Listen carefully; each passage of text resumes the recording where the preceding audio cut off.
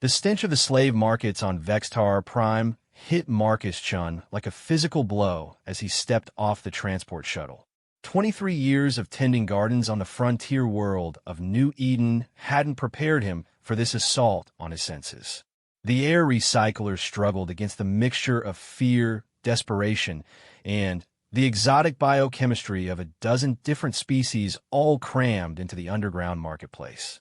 Marcus pulled his worn jacket closer around his shoulders, trying to blend in with the crowd of buyers, sellers, and gawkers that flowed through the market's main thoroughfare. His weathered face, lined by years of honest work under alien suns, marked him immediately as what the galactic community dismissively called a dirt farmer. The expensive clothes and gleaming cybernetic implants of the serious buyers made his simple attire stand out like a weed in a manicured garden. He'd been planning this journey for months, ever since the news feeds had first carried the story. The legendary Dragon Lady of Terra, captured after a devastating battle in the Chronos system, was being sold at auction. The story had spread like wildfire across human space, but by the time it reached the outer colonies, it was already too late. The capture had happened, the trial was a sham conducted by the hegemony, and now she was here, in this place of horrors, waiting to be sold to the highest bidder. Most humans had written her off.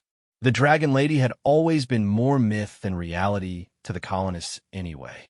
Stories told around campfires about a human who had somehow bonded with one of the great dragons of the Terran system, becoming something more than human, but perhaps less as well. The dragons themselves were barely understood. Ancient beings who had somehow survived Earth's transformation into a fortress world during the First Hegemony War. But Marcus knew better. He'd seen the footage from the Chronos battle, smuggled out by human resistance fighters before the hegemony could suppress it. He'd watched her single-handedly hold off 3 dreadnoughts while civilian transports evacuated. He'd seen her scales shimmer like liquid metal as she danced through their weapons' fire, returning devastation with surgical precision. Most importantly, he'd seen her fall when they finally overwhelmed her with sheer numbers, using weapons that caused no permanent damage but left her helpless. The hegemony wanted her alive. They wanted to make an example of her. Marcus made his way deeper into the market, past the holding pens where various species were kept in conditions that would have been illegal even for animals on most civilized worlds. He saw humans among them, though not many. Humans were generally considered too dangerous to keep as slaves after the uprising on Kepler Station 5 years ago. Better to simply eliminate them rather than risk another rebellion. The main auction floor was a massive circular arena, carved directly from the asteroid's rocky interior. Thousands of beings packed the terrace seating, their voices creating a cacophony that the universal translator struggled to process. At the center, a raised platform held the items up for auction. Marcus had arrived just as they were finishing the sale of a shipment of Andromedan silk weavers, their delicate forms trembling in the harsh, artificial lighting. "Next item," the auctioneer announced, his voice amplified by hidden speakers. The being was a Vorthan, his blue-green skin glistening with the toxic secretions that made his species so feared in close combat. Lot 774, the so-called Dragon Lady of Terra. The crowd erupted in a mixture of cheers and jeers as a hover platform glided onto the stage. Marcus felt his breath catch in his throat as he saw her for the first time in person. She was magnificent, even in captivity. The Dragon Lady sat in a cage that was barely large enough to contain her, her massive frame folded in on itself in a way that spoke of long confinement. Her scales, which the videos had shown as brilliant emerald, were now dull and faded, speaking of malnutrition and neglect. Her wings, the great membranous structures that had once carried her through space itself, were cramped against her back, several tears visible in the delicate tissue. But her eyes still held fire. Golden orbs that seemed to hold the light of stars themselves tracked across the crowd. And Marcus could see the intelligence there, the awareness of her situation, and the burning hatred for her captors. This was no broken slave, despite their best efforts. This was a predator, temporarily caged, but still very much alive. As you can see, the auctioneer continued, his multiple arms gesticulating wildly. This specimen has been properly conditioned for domestic use. The neural inhibitors ensure complete compliance, while still maintaining the exotic nature that makes this creature so valuable to collectors. Marcus noticed the small device attached to the base of her skull, a crystalline structure that pulsed with sickly light. Neural inhibitors were illegal throughout most of civilized space, classified as torture devices by every major government, except the hegemony. They didn't just prevent disobedience. They caused constant, low-level agony designed to break the spirit of even the strongest beings. The bidding will start at 500 credits, the auctioneer announced. 500 for a creature that once terrorized entire star systems. A bargain at twice the price. The crowd laughed at the obvious desperation in the auctioneer's voice. 500 credits was pocket change to most of the beings here, the kind of money they might spend on an evening's entertainment. The Dragon Lady, terror of the spaceways, reduced to the status of an impulse purchase. Come now, the Vorthin continued. Surely someone can spare 500 credits for such an exotic addition to their collection? Think of the prestige, the fear you'll inspire in your enemies, the entertainment value alone. Silence stretched across the arena. Marcus could feel the collective dismissal of the crowd. To them, she was a broken toy, a has-been whose legend had been thoroughly shattered by her capture and abuse. Why spend money on damaged goods when there were fresh, unbroken specimens available? 200 credits, someone finally called out, and the crowd tittered with amusement. Marcus felt his hands clench into fists. They were treating her like garbage, like refuse to be disposed of at the lowest possible cost. His eyes found hers across the arena, and for a moment, he could have sworn she was looking directly at him. Those golden orbs seemed to pierce right through him, searching for something. 100 credits, another voice shouted, to renewed laughter. The auctioneer's expression was growing desperate. Marcus realized that the Dragon Lady sale was becoming an embarrassment, a public demonstration of how thoroughly the hegemony had broken their former enemy. The symbolism was more important than the money at this point. 50 credits, a crystalline being called out, its voice like breaking glass. I need something to feed to my hunting cats. The crowd erupted in laughter at this final insult. Marcus felt something snap inside his chest, a hot surge of rage that reminded him why humans were feared throughout the galaxy. Without thinking, he stepped forward from his position against the wall. 1,000 credits, he said quietly. The laughter stopped as if someone had flipped a switch. Thousands of alien eyes turned toward him, trying to locate the source of the unexpected bid. Marcus stepped out from the shadows, his simple clothes and weather-beaten appearance drawing murmurs of confusion from the crowd. Did I hear correctly? The auctioneer asked, his voice carrying a note of disbelief. Did someone bid 1,000 credits? You heard correctly, Marcus replied, his voice carrying clearly in the sudden silence. He began walking down the aisle toward the auction floor, ignoring the stares and whispered comments that followed him. 1,000 credits, and I'll pay in advance. The Vorthin auctioneer's eyes widened as he took in Marcus's appearance. Sir, I must ask, do you have a means to back up such a bid? This auction house requires immediate payment upon purchase. Marcus reached into his jacket and pulled out a credit stick, the kind used by colonists to carry their entire life savings. He held it up for all to see, the device's display clearly showing a balance well in excess of his bid. I have the credits.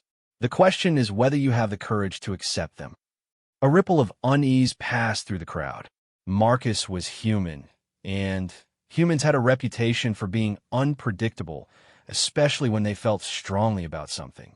More than one buyer was probably remembering stories of human berserker rages and the tendency of his species to do incredibly stupid things for emotional reasons.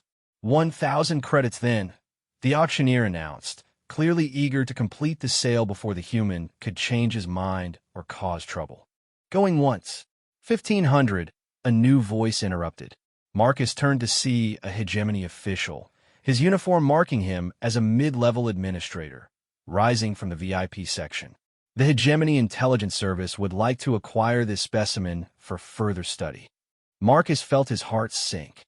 Of course the Hegemony would want to reclaim her. They'd probably been planning this from the beginning, letting her be humiliated by the auction process before swooping in to reclaim their prize. 2000, Marcus said immediately. The Hegemony official turned to stare at him, his expression unreadable behind the face mask that all their species wore in public. 3,000. Marcus looked at his credit stick, calculating quickly. His entire life savings, everything he'd earned in 23 years of farming the frontier, came to just over 4,000 credits. If he spent it all here, he'd have nothing left, no way to even pay for transport off this rock. 4,000, he said. The arena fell completely silent. 4,000 credits was serious money, enough to buy a small starship or set up a farming operation on a new world. It was the kind of money that suggested the buyer had a very specific reason for wanting this particular item. The Hegemony official paused, clearly calculating whether this broken specimen was worth more than 4,000 credits to his superiors. After a long moment, he shook his head and sat down. The intelligence service withdraws its bid. Marcus felt a wave of relief wash over him, followed immediately by the terrifying realization of what he'd just done. He'd spent everything he owned on the slim hope that he could somehow help her, without any real plan for what came next. 4,000 credits, going once, the auctioneer called out, clearly eager to complete this unexpected windfall. Going twice, Marcus looked across the arena to where the dragon lady sat in her cage. Their eyes met again, and this time he was certain she was looking at him. Those golden orbs seemed to be asking a question. Why? He wished he had a good answer. All he knew was that no living being deserved to be treated like this, especially not someone who had sacrificed everything to protect others. It didn't matter that she wasn't human, didn't matter that he'd never even met her before. What mattered was that she was suffering, and he had the power to stop it. Sold, the auctioneer announced, and the arena erupted in confused murmurs as Marcus made his way toward the payment station. Lot 774 goes to the human for 4,000 credits. As he handed over his credit stick and completed the transaction, Marcus could hear snippets of conversation from the crowd around him. Most of them seemed to think he was insane, spending such an enormous sum on what they saw as damaged goods. A few seemed to think he had some clever plan to profit from his purchase, perhaps by selling her to private collectors or using her in gladiatorial matches. None of them suspected the truth, that Marcus Chun, dirt farmer from New Eden, had just started a war he had no idea how to fight. But as they brought her cage to the holding area where he could collect his purchase, and he saw the way she looked at him with those burning golden eyes, he knew he'd made the right choice. The hard part was just beginning. The processing area was a maze of corridors and holding cells carved from the asteroid's interior. Marcus followed a bored-looking Nexary guard through the winding passages, his footsteps echoing off the metal grating. They'd given him a temporary ownership chip, a small device that would allow him to control the neural inhibitor attached to the Dragon Lady's skull. The very thought of it made him sick. First time buying exotic livestock? The guard asked, his translator rendering his clicking speech into standard galactic. Got some advice for you, human. These dragon types are tricky. Neural inhibitor or not, they're smart. Smarter than you probably think. I appreciate the warning, Marcus replied, though he suspected the guard had no idea just how smart she really was. Of course, this one's been through the full conditioning process, the guard continued, clearly enjoying his role as expert. 6 months of intensive training. She won't give you any trouble, but she ain't exactly going to be friendly either. Broken, you know? Marcus bit back his angry response. He needed to play the role of a satisfied customer, at least until he could figure out how to get both of them off this asteroid safely. They stopped in front of a holding cell that looked like every other one in the facility. Bare metal walls, a force field barrier, and minimal life support. But when Marcus stepped up to the control panel, he felt his breath catch again. She was even more magnificent up close. The Dragon Lady filled most of the small cell, her massive frame curled in on itself to fit in the available space. Her scales, which had appeared dull from a distance, actually showed traces of their former brilliance in the harsh artificial lighting. Each one was the size of Marcus's hand, overlapping in patterns that seemed both organic and somehow geometrically perfect. Her wings were the most heartbreaking sight. The great membranous structures that had once carried her through the vacuum of space were folded tightly against her back, but Marcus could see the careful way she held them, protecting tears and damaged areas. Even in captivity, even broken as she was, she still had pride. "She's been fed recently," the guard was saying, "but you'll need to arrange for transport and continued feeding once you leave the facility. We can recommend several companies that specialize in exotic creature care, though it ain't cheap." Marcus barely heard him. His attention was focused entirely on those golden eyes, which tracked his every movement with an intelligence that was almost unsettling. She was studying him, evaluating him, trying to understand why he had bought her. "The control chip is simple to use," the guard continued, holding up a small device. "Green button activates the compliance mode, red button for punishment mode if she gets out of line. Yellow button will put her to sleep if you need to transport her safely." Marcus took the device with trembling hands. The weight of it seemed enormous, like holding someone's soul in his palm. Is there a way to turn the inhibitor off completely?" The guard's expression changed immediately, his casual demeanor replaced by sharp suspicion. "Turn it off? Human, are you insane? That thing in there isn't a pet. It's a weapon of mass destruction. The inhibitor is the only thing keeping her from tearing this whole station apart." "I was just curious about the range of functions," Marcus said quickly. "In case of emergency or malfunction." The guard relaxed slightly, but continued to watch Marcus carefully. "There's an emergency shutdown function, but you need authorization codes from the manufacturer. And trust me, you don't want to use it unless you're absolutely sure she's contained some other way. These dragon types hold grudges." Marcus nodded and pocketed the control device. "I think I'm ready to take possession now." "Your funeral," the guard muttered, then activated the cell's controls. The force field barrier shimmered and disappeared, leaving only empty air between Marcus and the dragon lady.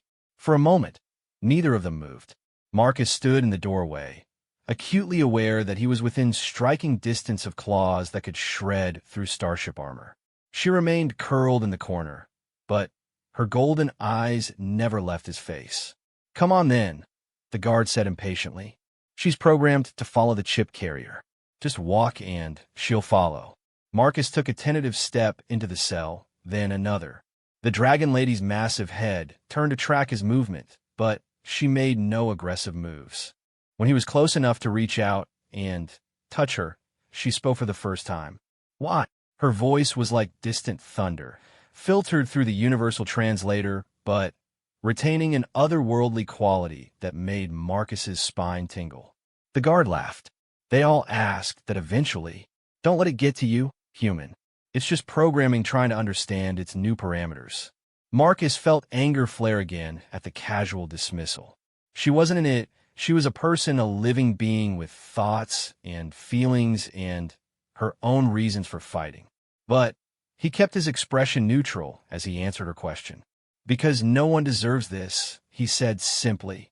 Something flickered in those golden eyes, too quick for Marcus to interpret. Hope? Suspicion? He wasn't sure, but he thought he saw her massive head nod slightly. "Well," the guard asked, "are you taking her or not? I've got other deliveries to make." Marcus nodded and started walking toward the door. Behind him, he heard the soft scraping of claws against metal as the dragon lady rose to follow. She moved with fluid grace despite the cramped conditions, her massive form somehow managing to navigate the narrow corridors without seeming clumsy or awkward. The journey to the docking bay was a nightmare of stairs and whispered comments. Other buyers stopped to gawk at Marcus's purchase, some laughing at what they saw as an obvious waste of money, others eyeing the dragon lady with speculative interest. Marcus found himself walking faster, eager to get away from the market and its atmosphere of casual cruelty. The docking bay was a vast cavern carved from the asteroid's core, with dozens of small craft moored to mechanical arms that extended from the walls like the legs of some massive spider. Marcus's ship, the Garden's Grace, looked pathetically small among the sleek luxury yachts and armed transports of the other buyers. The Dragon Lady stopped when she saw it, her head tilting in what might have been confusion. "Small ship," she observed. "It's what I could afford," Marcus replied, then realized how that sounded. Here he just spent 4,000 credits to buy her, and now she was probably wondering if he even had a plan beyond the purchase itself, which was a fair question, since he didn't. The ship's cargo bay was barely large enough to accommodate her, and, even then, only if she kept her wings folded tightly. Marcus found himself apologizing as he led her up the loading ramp, acutely aware of how undignified this must be for someone who had once soared freely through space. "I know it's not much," he said, "but it's better than that cage, right?" She didn't answer, but she settled herself in the cargo bay with careful precision, arranging her massive form to take up the least possible space. Marcus sealed the bay and headed for the cockpit, his hands shaking as he began the pre-flight sequence. He had no idea what he was doing, no plan beyond getting away from Vextar Prime and the slave markets, no destination in mind except somewhere safe, though he wasn't even sure such a place existed for either of them now. As the Garden's Grace lifted off from the docking bay and accelerated away from the asteroid, Marcus found himself wondering if he'd just made the biggest mistake of his life. He'd spent everything he owned on a creature he barely understood, with no clear idea of how to help her or what she even wanted. But when he activated the ship's internal communications and heard her voice again, soft and thoughtful in the artificial quiet of space, he knew he'd made the right choice. "Thank you," she said simply. It wasn't much, but it was a beginning. Space was quiet around the Garden's Grace as it drifted through the outer reaches of the Vextar system. Marcus had shut down all non-essential systems to minimize their sensor signature, hoping to avoid the attention of the hegemony patrols that regularly swept the area for escaped slaves and smugglers. The small freighter hung motionless against the backdrop of distant stars, just another piece of debris in the cosmic dark. In the cargo bay, the Dragon Lady remained curled in the same position she'd assumed when they'd first boarded. Marcus had been checking on her every few hours, bringing water and the nutrient paste that passed for food in the ship's emergency supplies. She accepted both without comment, her golden eyes tracking his movements but revealing nothing of her thoughts. The neural inhibitor was still active. Marcus could see its sickly pulse through the small viewport in the cargo bay door, and he knew it was causing her constant pain.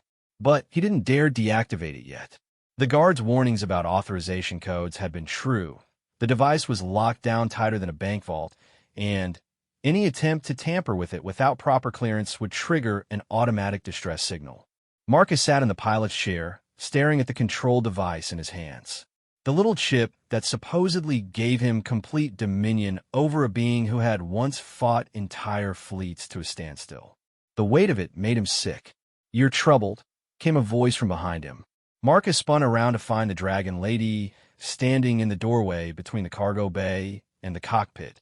She had to duck her massive head to fit through the opening, her wings folded so tightly against her back that they seemed to disappear entirely. "How did you—" Marcus began, then noticed that the cargo bay force field was still active.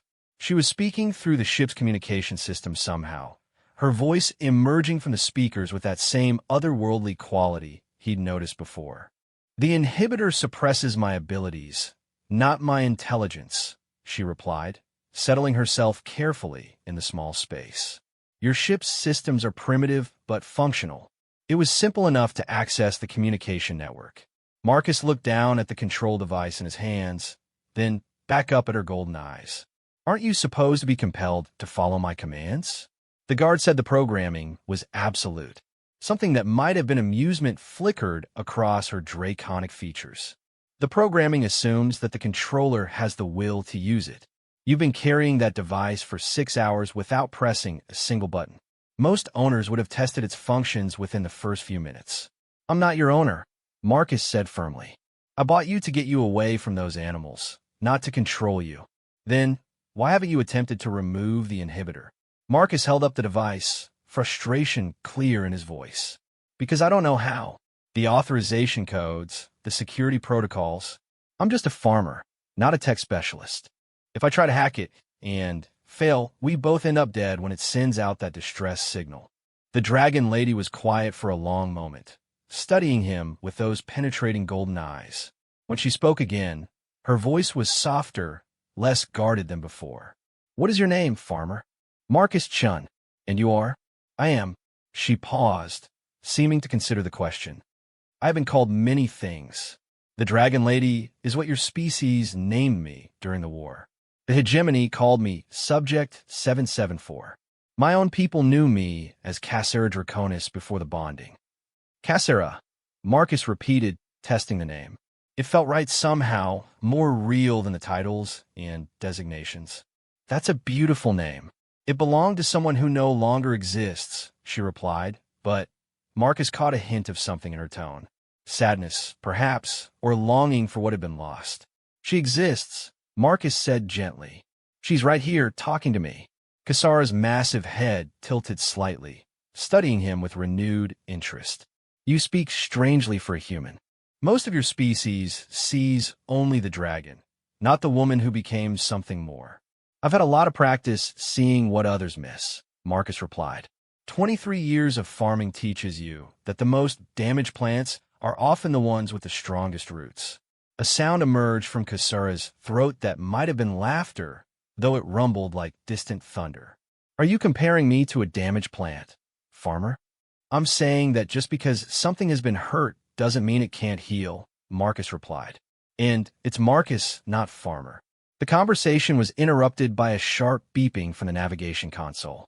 Marcus quickly turned back to the controls, his heart sinking as he saw the sensor readings. 3 ships had just dropped out of hyperspace at the edge of the system, their transponders identifying them as hegemony patrol vessels. They're searching for us, Cassera observed, somehow reading the displays despite being behind him. Probably, Marcus agreed, his fingers flying over the controls as he prepared to activate the jump drive. Any suggestions for where we should go? Anywhere but here, she replied. Though I should warn you that your ship's jump drive is primitive by hegemony standards. They'll be able to track our hyperspace wake for several hours after we leave. Marcus paused in his preparations. Can you help with that? Some kind of dragon magic or advanced technology? Cassera was quiet for so long that Marcus wondered if he'd offended her somehow. When she finally spoke, her voice was heavy with something that might have been regret. The bonding gave me many abilities, but most of them require access to the quantum fields that the inhibitor is specifically designed to block. I am diminished in this state, but not powerless, Marcus said, remembering the way she'd accessed the ship's systems. No, she agreed. Not entirely powerless. But what I can do while wearing this device is limited. The hegemony ships were getting closer, their search pattern gradually expanding to cover more of the system. Marcus realized he had to make a decision quickly before they were spotted and captured. There's a place, he said slowly, an idea forming. It's not much, barely even a settlement. But it's where I grew up, and it's so far off the trade routes that most people have forgotten it exists. And you think we would be safe there? Marcus thought about New Eden, with its handful of farming communities scattered across a world that was mostly wilderness. The nearest hegemony outpost was months away by conventional drive, and there was nothing on the planet that would interest them economically. It was the kind of place people went to disappear. Safer than anywhere else I can think of, he admitted. The question is whether you're willing to trust me with your life. Cassera considered this for a moment. You've already proven yourself worthy of trust, Marcus Chun. You spent everything you owned to free a stranger, with no expectation of reward or gratitude. That speaks to a character that is uncommon among sentient species. Don't make me out to be some kind of hero, Marcus said, feeling heat rise in his cheeks. I did what anyone decent would do. No, Cassera replied firmly. You did what you believed was right, regardless of the personal cost. That is precisely what defines a hero. The compliment made Marcus uncomfortable, but he didn't have time to argue. The hegemony ships were close enough now that the Garden's grace would show up on their passive sensors soon. He input the coordinates for New Eden and began charging the jump drive. "Hold on," he warned. "This might be a rough ride. The jump drive on this bucket isn't exactly military grade." The hyperspace transition was indeed rough, the small ship shuddering and groaning as it tore a hole in space-time. Marcus felt his teeth rattle as the drive engaged, and he heard Kasara's claws scraping against the metal deck plates as she braced herself. When they emerged from hyperspace 3 days later, they were floating in the empty space between star systems, their trail hopefully lost in the quantum foam of the jump corridor. Marcus immediately began plotting a course for New Eden, using a series of small jumps that would make their destination even harder to track. "Clever," Kasara observed, watching the navigation plot take shape. "Your ship may be primitive, but you clearly understand tactical thinking." "You pick up things when you live on the frontier," Marcus replied. "Pirates, raiders, hegemony tax collectors. Sometimes the best defense is just not being where they expect you to be."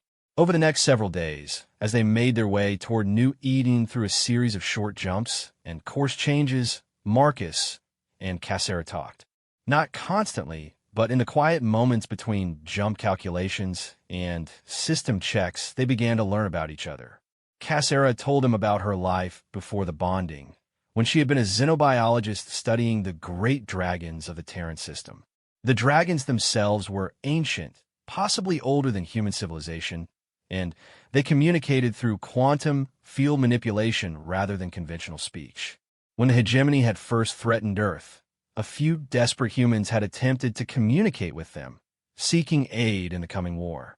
The bonding was not supposed to be permanent, she explained during one of their conversations. It was meant to be a temporary merger, just long enough to understand their abilities and perhaps negotiate an alliance. "What went wrong?" Marcus asked. Kasara's golden eyes grew distant. "Nothing went wrong. The dragon I bonded with, Vorthak the Ancient, chose to make the merger permanent. He had watched your species for centuries, seen your potential for both great good and great evil.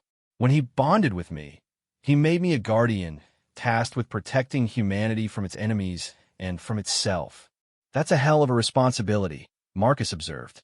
"It is," she agreed. "And I failed. The hegemony captured me, broke me, turned me into a spectacle for their entertainment. The very people I was meant to protect were forced to watch as I was humiliated and sold like property." Marcus heard the pain in her voice and felt a fresh surge of anger at the beings who had done this to her. "You didn't fail," he said firmly. "You fought until they overwhelmed you. That's not failure. That's heroism." "I lost," she replied simply. "You lost a battle, not the war," Marcus corrected. "And you're still alive, which means you still have the chance to fight again." It was during one of these conversations that Marcus finally worked up the courage to ask the question that had been nagging at him since the auction. "Why didn't you fight back? When they were selling you, I mean? You could have torn that place apart." Kasara was quiet for a long time before answering. "The inhibitor causes pain when I attempt to access my abilities. Constant, overwhelming pain that makes thought difficult and action nearly impossible. But more than that," she paused, seeming to search for the right words. "I had given up hope. When you have been broken thoroughly enough, when every attempt at resistance has been met with greater pain and humiliation, the spirit begins to accept defeat." "And now?" Marcus asked. Those golden eyes turned toward him, and for the first time since he'd seen her in that cage, Marcus saw something other than pain and resignation in them. "Now I have been reminded that there are still those who believe in doing what is right, regardless of the cost. That is significant." They were interrupted by the navigation system announcing their arrival in the New Eden system. Marcus looked out at the familiar stars of his childhood, feeling a mixture of nostalgia and apprehension. He hadn't been back home in over 5 years, not since he'd left to try his luck on the frontier worlds. The planet hung in space ahead of them, blue-green and peaceful, exactly as he remembered it. "It's beautiful," Kasara observed, and Marcus realized she was somehow sharing his view of the planet through the ship's sensors. "It's home," he replied simply. The approach to New Eden was uneventful, their small ship registering as just another returning farmer or trader. The planetary defense grid was minimal, just enough to ward off pirates and wild animals, nothing that would trouble a military force if one ever bothered to come looking. Marcus chose a landing site near his childhood home, a small farming community called Haven's Rest that sat in a valley surrounded by rolling hills and vast agricultural fields. As they descended through the atmosphere, he could see the geometric patterns of crop fields stretching to the horizon, broken up by scattered farmhouses and the occasional small town. Your people have made this world into a garden, Cassera observed, and Marcus could hear approval in her voice. That was always the plan, he replied. When the first colonists arrived, they wanted to create something beautiful and sustainable, a place where people could live in harmony with the land. They sat down in a small clearing near the outskirts of Haven's Rest, the garden's grace settling onto its landing struts with a satisfied whir of cooling engines. Through the cockpit windows, Marcus could see rolling hills covered in golden grain fields, exactly as he remembered from his youth. What happens now? Cassera asked. Marcus looked back at her, this magnificent being who had somehow become his responsibility and perhaps his friend. The neural inhibitor was still active, still causing her constant pain. They had no resources, no allies, and no clear plan for what came next. But they were alive, they were free, and they were somewhere the hegemony would never think to look. Now we figure out how to get that thing off your head, he said. And then we'll see what the Dragon Lady of Terra can accomplish when she's not fighting with one wing tied behind her back. For the first time since he'd seen her in that cage, Cassera smiled. It was a fearsome expression on her draconic features, all sharp teeth and golden fire, but Marcus found it beautiful. I believe, she said, that this partnership may prove to be more interesting than either of us anticipated. As they prepared to leave the ship and face whatever challenges awaited them on New Eden, Marcus couldn't help but agree. He'd set out to save a broken legend, and somehow found himself at the center of something much larger. The Dragon Lady was free, but freedom was just the beginning. The real work was about to start. The morning sun cast long shadows across the grain fields as Marcus led Cassera through the countryside toward Haven's Rest. They had spent the night in the ship, both of them too exhausted from their journey to venture out immediately. Now, in the clear light of day, Marcus was struck by how different this world looked through the eyes of someone who had spent months in captivity. Cassera moved with obvious relief, her massive wings partially extended for the first time since Marcus had met her. She couldn't fly with a neural inhibitor active, but just being able to stretch the cramped muscles and spread the membranous surfaces seemed to bring her immense satisfaction. The air here is clean, she observed, pausing to breathe deeply. No recycled atmosphere, no chemical filters. Just natural. One of the benefits of living on an agricultural world, Marcus replied. We've been very careful about industrial development. The original colonists wanted to keep things simple. They created quite a stir as they approached the outskirts of Haven's Rest. The first person to spot them was old Tom Bradley, who was checking his fence line when he looked up to see a human walking casually alongside a creature out of legend. Tom's reaction was fairly typical. He stared for a full 30 seconds, rubbed his eyes, stared again, then hurried back toward town as fast as his aging legs would carry him. Word travels fast in small communities, Marcus warned Cassera. By the time we reach the town center, everyone will know we're here. Will they be afraid? She asked, and Marcus heard genuine concern in her voice. Some of them, probably, he admitted, but these are frontier people. They're used to unusual situations, and once they understand that you're not here to hurt anyone. His words were cut short as they crested the hill overlooking Haven's Rest. The small town was exactly as Marcus remembered it, a cluster of low buildings surrounding a central square, with the mayor's office, the general store, and the community hall forming the heart of the settlement.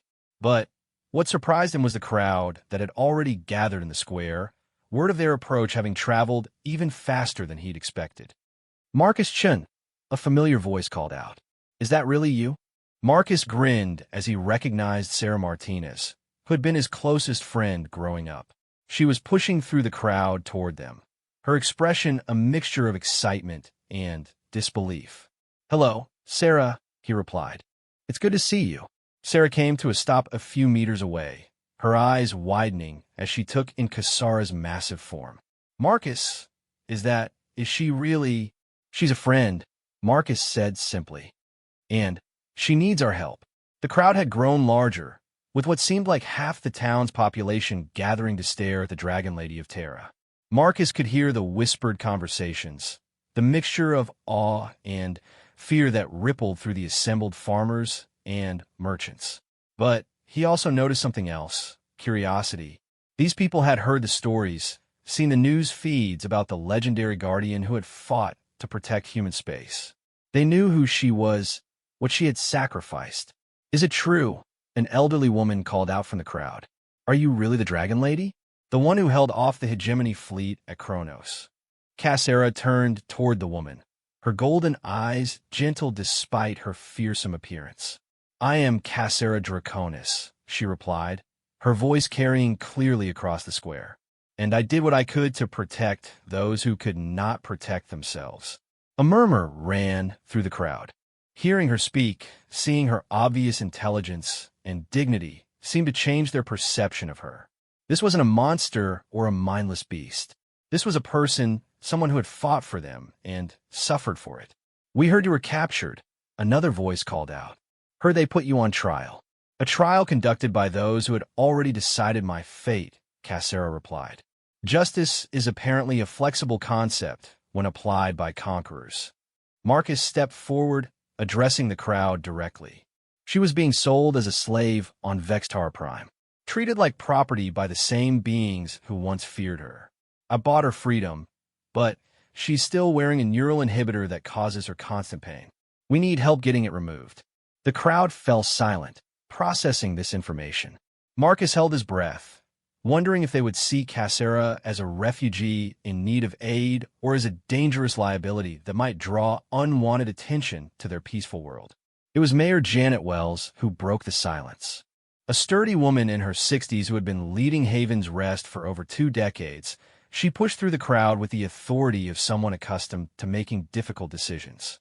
Miss Draconis, she said formally, addressing Kasara directly. On behalf of Haven's Rest and the colony of New Eden, I want to say that we're honored by your presence here. Your sacrifices on behalf of humanity are well known, and if you need our help, you have it. The crowd murmured its agreement, and Marcus felt a surge of pride in his people. These were simple farmers and merchants, but they understood honor and sacrifice when they saw it. I am grateful, Kasara replied, inclining her massive head respectfully. Though I must warn you that harboring me may bring danger to your community. The hegemony does not take kindly to those who aid escaped prisoners. Let them come, Mayor Wells said firmly. We've dealt with raiders and pirates before. We can handle whatever the hegemony sends. Marcus appreciated the sentiment, but he knew the mayor didn't really understand what they were up against. The hegemony had fleets that could crack planets, armies that could overwhelm entire star systems. Haven's Rest's small militia and handful of defensive weapons wouldn't last 5 minutes against a serious military assault. But that was a problem for later. Right now, the immediate issue was the neural inhibitor that was slowly torturing Kasara with every passing moment. Do we have anyone in town who knows about advanced electronics? Marcus asked. The inhibitor is locked down with military-grade security protocols. Dr. Kim might be able to help, Sarah suggested. She's been studying Xenotech since the trade routes opened up. Has a workshop full of equipment that she uses to analyze alien artifacts. Dr. Elena Kim turned out to be a small, intense woman in her 40s who ran New Eden's only xenotechnology research facility out of a converted barn on the outskirts of town. Marcus had never met her during his time growing up here, but her reputation as a brilliant but eccentric scientist was well known throughout the colony. Her reaction to meeting Kasara was refreshingly straightforward. scientific fascination mixed with genuine concern for her suffering. "Remarkable," she murmured, studying the neural inhibitor through a high-powered scanner. "The craftsmanship is extraordinary, but the application is barbaric. This device isn't just suppressing her natural abilities, it's causing deliberate neurological damage." "Can you remove it?" Marcus asked.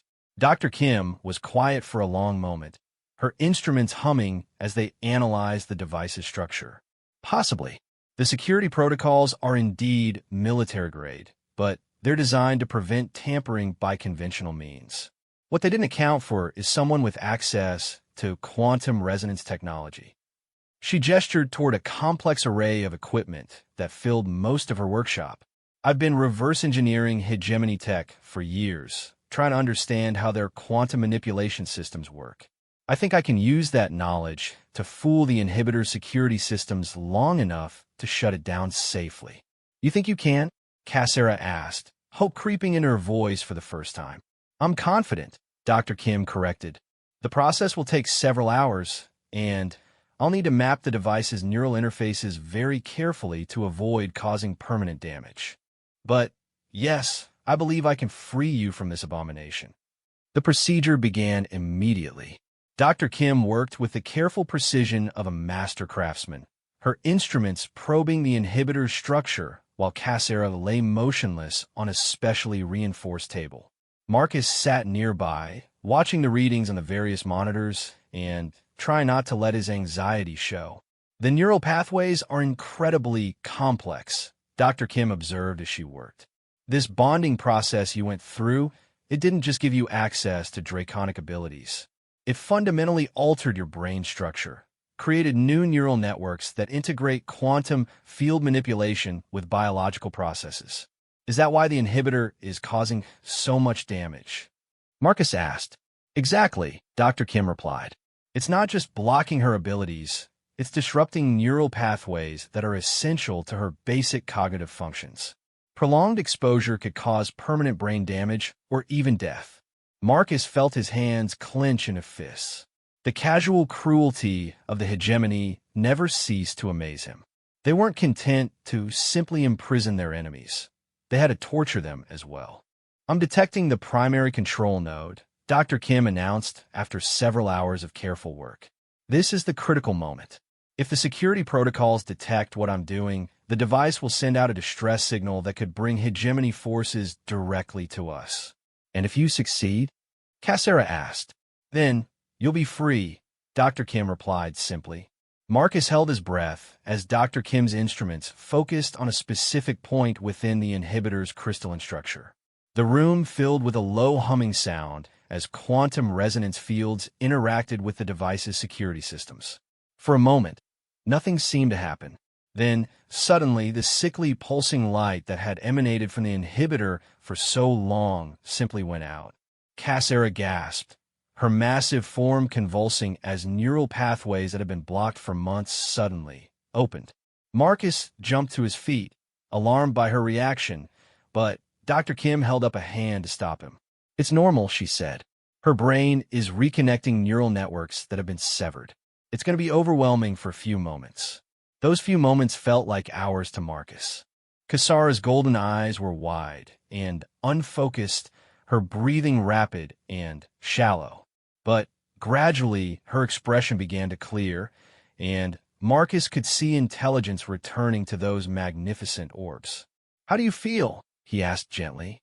Cassera was quiet for a long moment, as if testing her newly freed mind. When she spoke, her voice was stronger than Marcus had ever heard it before. "I feel whole," she said wonderfully. "For the first time in months, I feel like myself again." She rose from the table with fluid grace, her movements no longer constrained by pain and confusion. As she stretched, Marcus caught glimpses of the power that lay dormant within her massive frame. The air around her seemed to shimmer slightly, as if reality itself was responding to her presence. "The inhibitor is completely deactivated," Dr. Kim reported, studying her instruments with satisfaction. "All neural pathways are functioning normally, and I'm not detecting any residual damage to your quantum field manipulation abilities." "Thank you," Cassera said, turning to face the scientist. "I am forever in your debt." Dr. Kim waved off the gratitude. "Just promise me you'll use those abilities to protect innocent people. The hegemony has grown too powerful, too arrogant. Someone needs to remind them that they're not invincible." As they left Dr. Kim's workshop and made their way back toward town, Marcus noticed the change in Cassera immediately. She moved with confidence now, her head held high, her wings partially extended despite the fact that they were walking rather than flying.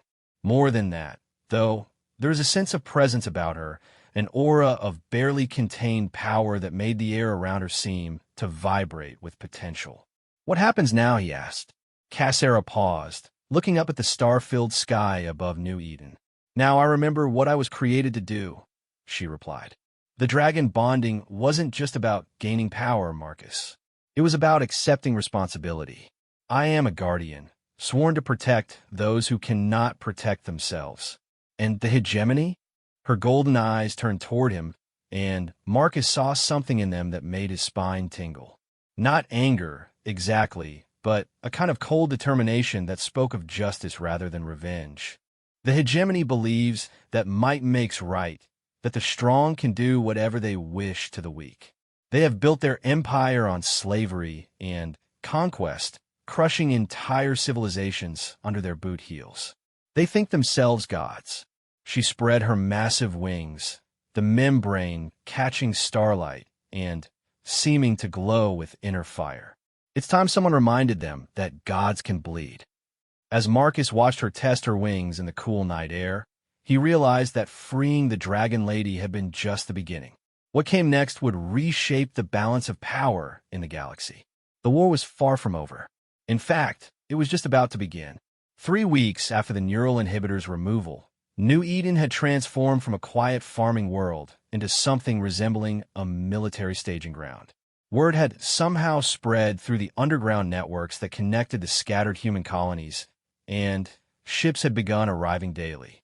Smugglers, rebels, former military personnel, and ordinary citizens who had lost everything to hegemony expansion all found their way to the small world that housed the reborn Dragon Lady.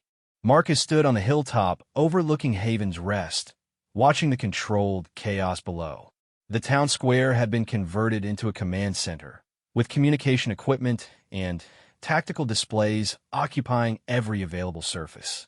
The landing field that had once hosted a handful of agricultural transports now accommodated dozens of ships, from sleek rebellion fighters to battered freighters carrying supplies and volunteers. "It's not what I expected when I bought you at that auction," he said to Cassera, who stood beside him with her wings partially extended to catch the morning breeze. "You expected to rescue a broken prisoner," she replied, her golden eyes studying the activity below. "Instead, you've started a revolution." That wasn't quite accurate, Marcus knew. The revolution had been brewing for years, scattered groups of resistance fighters and independent colonies all struggling against hegemony oppression with little coordination and no central leadership. What Cassara's freedom had done was give them a symbol, someone around whom they could unite. The transformation in Cassera herself had been remarkable to witness. With the inhibitor gone, she had quickly regained not just her physical abilities, but her confidence and sense of purpose. She could fly again, soaring through New Eden skies with a grace that took Marcus's breath away. More importantly, she could access the quantum manipulation abilities that made her such a formidable opponent. But it was her strategic mind that had truly impressed the rebels who had flocked to her banner. During the planning sessions that had become a daily occurrence, Cassera displayed a tactical brilliance that came from both her human intelligence and the ancient dragon wisdom she carried within her. The hegemony's strength lies in their ability to concentrate overwhelming force against isolated targets, she had explained during one such session. They conquer worlds one at a time, never allowing their enemies to coordinate effective resistance. But they've made a critical mistake. They've grown overconfident. Commander Sarah Voss, a former Earth Alliance officer who had arrived 3 days earlier with a squadron of rebel fighters, leaned forward across the tactical display. "How do we exploit that overconfidence?" Kasara's response had been both elegant and audacious. We hit them everywhere at once, not with the intention of conquering territory, but to force them to divide their forces. For every world they try to hold, they have to station ships and troops. For every shipping lane they try to protect, they have to deploy patrols. A war of attrition, observed Dr. Elena Kim, who had become the rebellion's unofficial technology advisor. But the hegemony has vastly superior numbers and resources. Numbers and resources are only advantages if you can bring them to bear effectively, Kasera countered. The dragon I've bonded with, Vorthak the Ancient, spent millennia watching civilizations rise and fall. The lesson he taught me is that empires collapse not from external pressure, but from internal strain. We don't need to destroy the hegemony fleet. We need to make the cost of maintaining their empire higher than the benefits it provides. The plan that had emerged from these discussions was ambitious in its scope and terrifying in its implications. Strike teams would hit hegemony installations throughout their territory, targeting infrastructure and supply lines rather than military forces. The goal was to force them to garrison every world they controlled, to escort every cargo shipment, to defend every facility. Meanwhile, Kasera herself would take on the most dangerous missions, using her unique abilities to strike at targets that conventional forces couldn't touch. It's not going to be easy, Marcus had pointed out during one of their private conversations. You'll be painting a target on your back that every hegemony commander in the galaxy will want to claim. I've always had that target, Kasera had replied. The difference is that now I can choose how to use it. The first major operation was scheduled to begin in less than 48 hours. 3 separate strike teams would hit hegemony facilities in the Outer Rim, while Kasera herself would assault the detention facility on Krios 7, where hundreds of political prisoners were being held. It would be the opening move in what everyone hoped would become a galaxy-wide rebellion.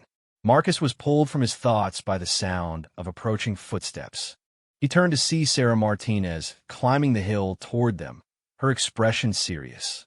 "Marcus, we have a problem," she said without preamble. Long-range sensors just picked up a hegemony task force dropping out of hyperspace at the edge of the system. Looks like a battle cruiser and 3 destroyers. Marcus felt his stomach drop. They had known this moment would come eventually, but he had hoped they would have more time to prepare. "How long until they reach us?" he asked. 6 hours, assuming they maintain standard approach velocity, Sarah replied. "But, Marcus, there's something else. They're broadcasting a message on all frequencies. They want to negotiate." Kasara's golden eyes narrowed. The hegemony doesn't negotiate with rebels. They conquer or they exterminate. Maybe they're finally beginning to understand that this is different, Sarah suggested. "You're not just another rebel leader, Kasera. You're something they've never faced before." An hour later, they were all gathered in the town hall, watching as the hegemony commander appeared on the main view screen. Admiral Zeth Corvain was a typical hegemony officer, arrogant, ruthless, and absolutely convinced of his own superiority. His species' natural armor plating made him look like a walking weapon, and his voice carried the casual authority of someone accustomed to having his orders obeyed without question. "Kasera Draconis," he began without preamble. "I am Admiral Corvain of the Hegemony 3rd Fleet. I'm here to offer you terms for surrender." The assembled rebels stirred angrily at this, but Kasera raised a hand for silence. "I'm listening, Admiral." Corvain's expression suggested he found her response amusing. "The Hegemony Council recognizes that your recent escape has caused unrest among certain dissident elements. However, we are prepared to be generous in exchange for your cooperation." "What kind of cooperation?" Kasera asked, though Marcus could hear the dangerous edge in her voice. "Return to hegemony custody voluntarily, and we will grant amnesty to all the rebels who have gathered on this world. You have my personal guarantee that they will be allowed to return to their homes unmolested." The silence that followed was deafening. Marcus could see the shock on the faces around him. It was unprecedented for the hegemony to offer amnesty to rebels, especially on such a scale. "And if I refuse?" Kasera asked calmly. Corvain's expression hardened. "Then we will reduce this world to ash and glass and hunt down every rebel who escapes. Your choice is simple. Sacrifice yourself to save thousands, or watch them all die for your pride." The view screen went dark, leaving them with the Admiral's ultimatum echoing in the sudden silence. Marcus looked around the room, seeing the same thoughts reflected on every face. The offer was tempting, especially for those who had families and friends they were trying to protect. Commander Voss was the first to speak. "It's a trap, of course. Even if Corvain honors the letter of his agreement, the Hegemony Council will never allow this many rebels to simply walk away. But if there's even a chance he's telling the truth." Someone else began. "There isn't," Cassera said firmly. "The Admiral is offering me the chance to die with dignity in exchange for the lives of my followers. It's a tactical offer designed to divide us and weaken our resolve." "Then what do we do?" asked Dr. Kim. "We can't fight a battlecruiser and 3 destroyers with what we have here." Cassera smiled, and Marcus felt a chill run down his spine. There was something distinctly predatory about that expression, something that reminded him that despite her human origins, she had been bonded with one of the most dangerous creatures in the known galaxy. "We accept his terms," she said simply. The room erupted in protests and arguments, but Cassera raised her voice above the chaos. "I said we accept his terms. I didn't say we would honor them." Marcus began to understand, and he found himself grinning despite the danger they faced. "You have a plan?" "I always have a plan," Cassera replied. "Admiral Corvain expects me to surrender myself to save you all. What he doesn't expect is for his prisoner to turn his own ship against him." Commander Voss leaned forward, her tactical mind immediately grasping the possibilities. "You're talking about taking control of a hegemony battlecruiser. That's audacious." "It's insane," someone else protested. "Even if you could get aboard their ship, how would you take control of it?" Cassara's golden eyes gleamed with anticipation.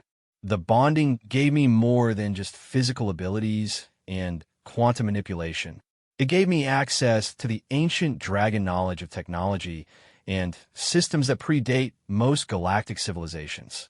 Hegemony technology may be advanced, but it's still based on principles that Vorthak understood eons ago." Marcus felt a surge of excitement as the full scope of her plan became clear. "You're not just going to escape from their ship. You're going to steal it. A hegemony battlecruiser would be quite an addition to our fleet," Commander Voss observed with obvious approval. "It would change the entire balance of power in this sector." "More than that," Cassera said. "It would send a message to every oppressed world in the galaxy that the hegemony can be beaten, that their ships can be turned against them, their weapons used to free their slaves." The debate that followed was intense, but brief.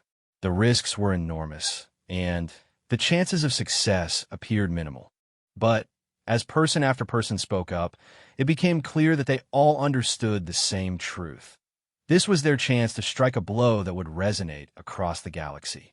"I'll need a small team to help with the technical aspects," Cassera explained as they began planning the operation. "Dr. Kim, I'll need your expertise with hegemony systems. Commander Voss, I want you to coordinate the evacuation of our people from New Eden. If this goes wrong, you'll need to scatter and regroup elsewhere." "What about me?" Marcus asked. Cassera turned those golden eyes on him, and for a moment he saw something that might have been affection. "You've done more than enough, Marcus. You gave me back my freedom, my purpose. Now let me repay that debt." "That's not how friendship works," Marcus replied firmly. "You don't repay debts between friends. You support each other." "Marcus, you're a farmer, not a soldier. This mission will be incredibly dangerous. So was buying you at that slave auction," Marcus pointed out. "So was bringing you here, trusting you with the lives of everyone in this town. Dangerous doesn't scare me anymore." The debate continued, but Marcus had already made up his mind. He had started this journey to free a broken legend, and he wasn't going to abandon her now when she needed him most. As the preparations began for what would either be their greatest victory or their final stand, Marcus found himself thinking about the strange turn his life had taken. 3 weeks ago, he had been a simple farmer with nothing more important to worry about than crop rotations and equipment maintenance. Now he was helping to plan an assault on a hegemony battlecruiser.